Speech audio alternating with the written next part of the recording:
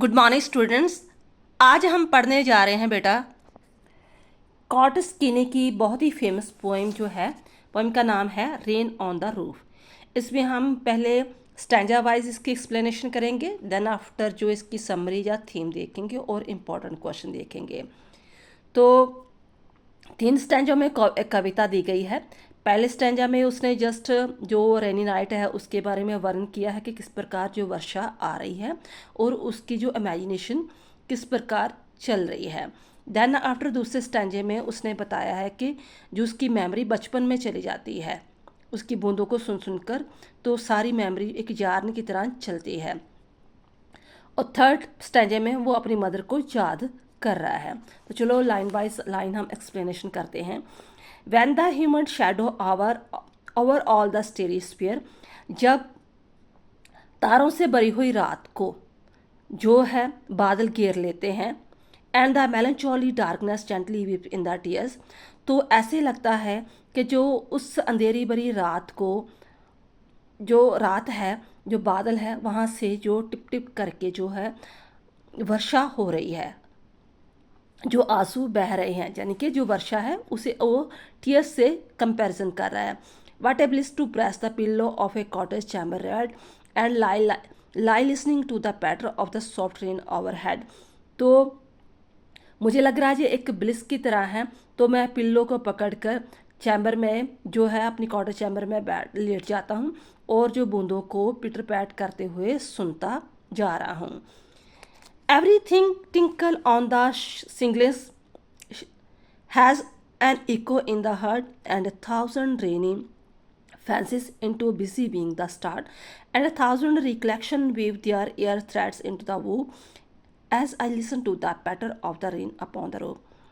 हर जो बूंद की टिप टिप जो वर्षा की आवाज़ें थी वो मेरे दिल को छू रही थी, उनकी आवाज़ मेरे दिल को छू रही थी। तो मैं 1,000 ड्रीमी फैंसीज कल्पनाओं की दुनिया में बहता जा रहा था। तो ऐसे लग रहा था कि and 1,000 recollection weave their air thread into the woof, जैसे कोई ऐसे खड्डी में चादर बनाता है ना, जैसे साड़ी बनाता है, एक एक धागा परोता है तो पूरी साड़ी बन जाती है, कपड़ा बन जाता है। इसी तरह से लाइन कवि ने ली गई है कि जो हजारों यादें थी ना, एक के बाद एक यादें जो मेरे माइंड में जो रिकलेक्शन होती गई, ठीक है, तो मेरे दिमाग में वो यादें जो है वो गुम गुम कर आती गई। As I listen to the patter of the rain upon the roof, ज्यों ज्यों बूंदे छत पर गिर रही थी तो मेरी जो यादों की जो लड़ी थी पीछे पीछे जाती रही। Now in a memory comes my mother as she used in the year ago to regret the darling dreamer era she left them till the dawn. Oh, I feel her fond look on me as I listen to this the refrain, which is played upon the shining singlings by the patter of the rain. तो कवि कहता है कि जब आप recollections of the memory में होते हो तो सबसे ज़्यादा आपको याद उसकी आती है जो आपके दिल में दिमाग में बहुत करीब होता है। तो वो जब आप बिल्कुल फ्री बैठते हो या कहीं ऐसे गुमसुम से हो जाते हो, तो कहता है मैं अपनी मदर के बहुत करीब था तो मुझे अपनी मदर के जो इमोशन फीलिंग्स थी वो याद आने लगी। तो किस प्रकार जब मैं सो जाता था तमाम मेरे जैसे कहते ना सिर पे हाथ पलोसती थी, ठीक है, मेरे जो डार्लिंग ड्रीम्स की बात की है सिबलिंग वगैरह उनको देखती थी, तो वो चेहरा माँ का जो चेहरा है प्यार भरी आँखों का जो मुझे हाथों से पलोसती थी वो अभी भी मेरे दिमाग में उसी तरह ही आ रहा है, तो मुझे उसी तरह सुकून दे रहा है। तो ये सारा किसकी बदौलत हो रहा है? बारिश की बूंदों के कारण। कि जब हम नेचर के पास बैठते हैं तो हम अपने आप से बातें करते हैं, जो हमारे अंदर में कहीं ना कहीं बातें छुपी होती हैं, खोई होती हैं, उसे हम रिफ्रेन करते हैं, उसे हम रिकॉल करते हैं। तो इसकी हम अब थीम या समरी देखते हैं। Theme rain on the roof by Coates Kinney retreats nature's a healing power. कवि इस कविता के द्वारा बताना चाहता है कि नेचर सबसे बड़ी ताकत है जो हमारी फीलिंग्स को हील करती है। कोई भी जैसे हम डिस्टर्ब होते हैं, मेंटली डिस्टर्ब होते हैं, कोई प्रॉब्लम्स आती है, हम नेचर के पास बैठते हैं नेचर में जब खोते हैं तो हम अपने आप में बातें करते हैं, तो रियलाइज़ करते हैं कि कहाँ हम सही हैं, कहाँ कहाँ गलत है। जहाँ हमें अच्छी या बुरी बातें वो चीज़ें याद आती है।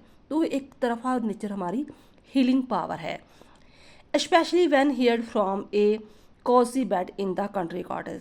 जहाँ कभी अपनी बात कर रहा है कि जब आप विलेज के पास बैठे होते हैं, यानी कि गांव में होते हैं, कंट्री क्वार्टर्स में होते हैं, शहर के शोर शराबे से, बिजी लाइफ से बिल्कुल दूर होते हैं वो। Nature can create the most beautiful music which has the power of the unleashing endless memory stories in our mind on a rainy night when the sky is wrapped in the melancholy darkness and the raindrops fall on the tiled roofs of the country cottage, it seems as if the sky was shedding tears of sorrow। ये कवि की अपनी imagination है कि उसे लग रहा है ये बारिश की बूंदें नहीं, ऐसे लग रहा है जैसे आसमान रो रहा है। shedding tears of the sorrow, the poet finds comfort in the cozy softness of his bed। तो ये कोई कोई लकी होता है जो भी जब बारिश हो रही होती है तो आराम से अपने कमरे में लेटा हुआ और बारिश को एंजॉय कर रहा होता है। It seems as if the sky were shedding tears of the sorrow, the poet finds comfort in the cosy softness of his bed and his mind drift into the memory. तो कवि का जो मन है वो ड्रिफ्ट हो जाता है, अपनी मेमोरी जो पिछली यादें होती है, बचपन की यादें, वहाँ पर चला जाता है। That come back to the soothe him, जो उससे बहुत ही सुकून देता है, सूथ देता है। His memories and strands of imagination from the brightly colored mesh in his mind, and one by one he pulls that thread to bask in their comforting warmth. First of all, he remembers his mother as she used to tuck him into the bed, stand there to watch him lovingly as he drifted into sleep. There she would leave him till the next morning. He can still feel her adoring gaze upon him as he listened to the musical sound created by the softly falling shower. Here, the poet has highlighted the comfort we draw from the sweet memory of the childhood that linger in our minds and come back to the soother।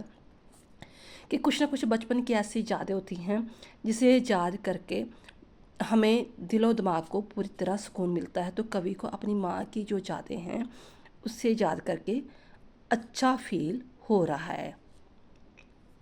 अगर question आता है write a note on the theme of the poem, तो same ही theme है कि rain on the roof brings home the point that we can not help going deep into our past in the loneliness in the some romantic moods induced by nature we remember those who have been very close to us. बाकी सारी अपने poem की explanation बता देनी है।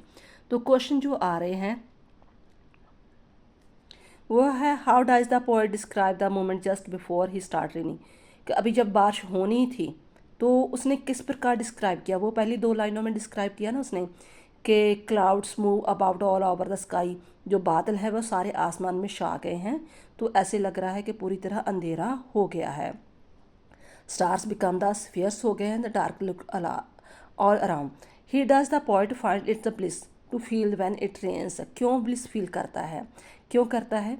क्योंकि इससे उस जो साउंड होती है रेन की, उससे उसे प्लीजिंग फील होता है। What thoughts flash through the poets mind when it's rain. जब रेन आती है तो कौन से थॉट्स आते हैं, कौन से थॉट्स आते हैं कि अपने आप को वो ड्रीम लैंड में पहुंचा देता है। When does the poet remember his mother, how does he do so.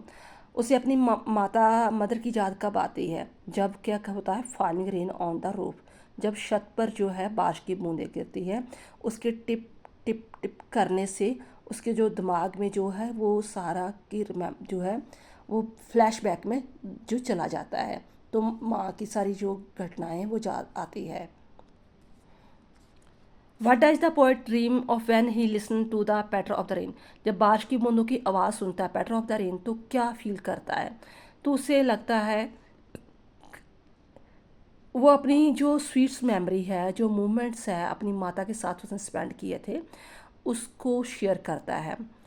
तो how do the clouds affect the starry skies. Starry skies पर क्लाउड कैसे अफेक्ट करते हैं? वो ऐसा लगता है जैसे उन्होंने एक ब्लैंकेट ऑफ द डार्कनेस जो ओढ़ दी है। स्टेरी स्काई, पहले वो से सारे तारे दिखाई दे रहे थे, लेकिन बादलों ने उसे ऐसे लग रहा है कि पूरी एक अंधेरे की चादर को ओढ़ दिया है। How does the poets mother look at him while he स्लीप्स। तो उसकी मदर कैसे लगती थी जब वो सो जाता था।